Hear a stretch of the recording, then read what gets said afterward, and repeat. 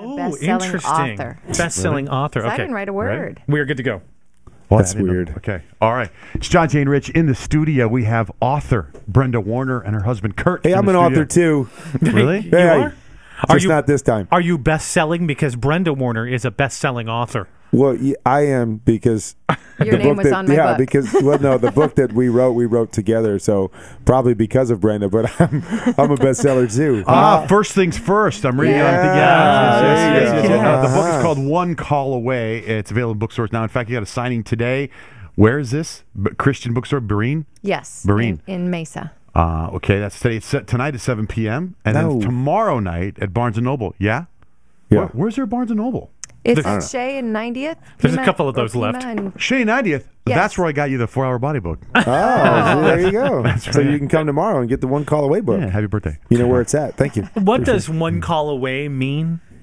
One call away refers to when life calls you up and deals something to you that you never expected, and it changes the course of your life, whether really good or really bad. And what are you going to do with that phone call? Because my life can be, I look back and there are certain phone calls that really shaped who I am today and where we had to go down the road that we never asked for or thought we deserved or wanted, but now, full circle, I can share my story and hopefully inspire others. It's pretty cool. I mean, we were reading the whole thing. My wife's a huge reader of all y'all's stuff, and she's like, wow, it's cool to see good people come through stuff and finally get the life that they deserve. It's kind of like it's enough of the stuff that you have to deal with. It's time to kind of roll a little bit and enjoy it a little bit. I don't know, though, do you that feel we like deserve this life. Well, does anybody? Right. And that's what I want to show is the real life stuff. Because you look at our life now and maybe you would think, what do they do? I mean, they have it all together. Why them? And yet, when you read my book, you find out that it wasn't always like that. And stuff's still going to happen. We're in a fallen world. So just when you think you're comfortable, you might get the phone call. Well, I think it's that whole underdog thing is that, we've all been in those situations. So we love to see somebody that's been through stuff get there because it develops hope for us that when we're going through stuff, hey, I've seen other people get there. I've seen other people go through this and get that life that they've always wanted. So I know I can do it. I've got to stick this out. I got to deal with the circumstances that I'm dealt at this point in time, but there's still hope for me to live that life. And that's really what, her story is all about. When you talk about your son, special needs son, you talk about him being in the hospital and how they said that the grim outlook when he was little. Like, what exactly was the grim outlook they told you? Well, first, when we got to the emergency room and then admitted in the hospital, they said he wasn't going to make it. His brain was swelling so fast that he wasn't going to make it. But because he was an infant, those plates in the baby's head could move and it would give. If he would have been an adult, he would have died because his skull was already formed. So at that point, they didn't think he'd make it. Well, then when he kept living and we got the seizures regulated with medication, 6 weeks later, they said, go home. And I was 21 years old, new mother, dealing with this. And I said, well, will he ever go to school? And they looked at me and said, you'll be lucky if he ever sits up. They explained that his brain looked like Swiss cheese with holes of damage, pockets of damage. And so I didn't know what to do, where to go, how to be a mom of a special needs child, but they send you home. But now, come to find out that recently he just graduated. We had a big graduation party. We did. Which is a fascinating story. Now, Yeah, it's a really fascinating story. Let's stay on Zach, though. Well, that's what I'm talking about. Oh, yeah, okay. That's what I'm talking about. So, this is what I wanted to get to is yesterday, my wife and I we went to go visit a little boy in the hospital. He's 4 years old and he's got brain cancer, brain tumor, and it's going through chemo, and it's just it's so sad. And we're sitting there with him, and after we left, it was like, what? I wanted to pray with them. I wanted to say something, and I didn't know what to say, and I wanted to know you were there.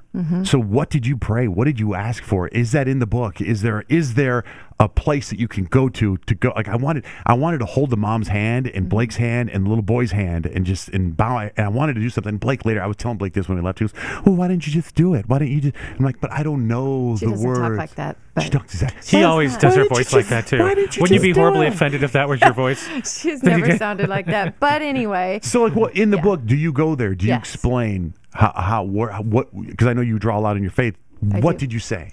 I remember being at that bed, and it looked like a cage because the way they put babies in those cribs with the metal over it. And I would reach through the iron and touch him. And I remember I did everything that I knew to do. I quoted scripture in case that would work. I started fasting in case that was the thing to do it. I called out to God asking for a miracle. I told God that if you heal my baby, I will tell everybody for the rest of my life. It will be the miracle story. I mean, you process all of that, and then it just kept, the reality was it was what it was, and he wasn't being healed yet. He was surviving, but he still had traumatic brain injury and blindness. If I were to tell you now what I would have wanted somebody to do, it would have honestly been just hold my hand, don't say a word, just hold my hand. Because people try and use words to comfort, and a lot of times we let our words mess it all up. That's what I told Blake. Yeah. I said, what if I say something? And she goes like, well, how do you feel? I go, I want to say, please God, save this baby. Don't let him die. If you're the mom and you hear that, oh my God, you think he might die? I might say something wrong. True. So I just kind of I didn't say anything. That's kind of the reason we go. Yeah, you finally did the right thing. Right? Yeah. Every time we'll go to dinner sometimes, and I am very uncomfortable, and I'm trying to deal with this, is to pray, right, out loud. Yes, you are. Right? Even Yes. at home at dinner with the kids. Yes. And because I'm afraid I'm going to say something wrong. Right. You know what I mean? Right. But now it's not important when I do it at dinner. If I say something wrong, I have You're to deal all with that good. myself. But to say it in front of a woman whose son is sick, like you, I'm sure people said things, like Blake and I trying to have babies. People say, relax, you'll get pregnant. That's offensive after a while. Yes. When you have a special needs kid, people Yeah. are say things to you. Do they say things to you that are offensive? They would. I mean, there's still moments that I see people looking at Zach. He walks a little differently. Yesterday we went to the Apple store. He was having a blast with the headphones on, listening to the music there while I was buying something. And I saw people stare. I saw they don't know what's wrong. That's how they look at you, like, what's wrong? They try and figure it out. So you have to realize that they don't mean it from an evil place. When people say things, you had to kind of realize that they weren't trying to hurt you. They were trying to help. But sometimes they just don't have the words. And so with Zachary, I mean, that's why we fart. We fart. We don't fart. Now you're back into my world. Whatever he's into. Zachary, when he starts listening to music, we fart. Just gave him all kinds of ammo fight. right there. That's going to be our promo, by the way. We fight the R word because the R word's offensive. And Fight the R word. You call it fart. Whatever it takes to get rid of that R word, you do it. I tell ya. The other thing that I'm kind of me, intrigued Rich. with, I'm going to Yes, help you here. thank you. Because You two stop it. Turn their mics off. we know that life hasn't always been roses for you. True. And one of the things I admire about you is that you kind of stand up for the single mom because it was Yes. paycheck to paycheck for you, and maybe even paycheck to non-paycheck Right. for you for a while. Do you still freak out about money week to week, even though you know that you're probably Right. okay? You've got to carry that single mom very close to you in your heart because that situation really shaped you too, right? I remember those days that we couldn't go to McDonald's. I do remember driving by in my car that was just a clunker, and every time you turned right, it would stall, so you had to make big left turns. I remember those days. So now, honestly, Kurt will tell you that I've gotten over the idea of looking at price tags. I got over that. But what it does is it makes me realize that this world is so crazy that, like, I get paid to speak. That's just silly to me. I mean, I have no authority. I have no great education. I get paid to speak more than I got paid to be a registered nurse. So those are the moments that I'm like, this world is just messed up. I mean, it's really messed up. So I hope that by sharing my story and by the way Kurt and I live, that we show people that this world doesn't make sense and quit trying to figure it out. I wish, nurses got paid more than a speaker giving her testimony, but it is the reality of the world. So I'm doing the best I can to kind of give back in ways with our foundation, helping single moms get into homes, helping those with special needs to have a full life. I mean, I'm hoping in that way that I remember that single mom by giving back to her. I think you're doing a great job. Well, thank you.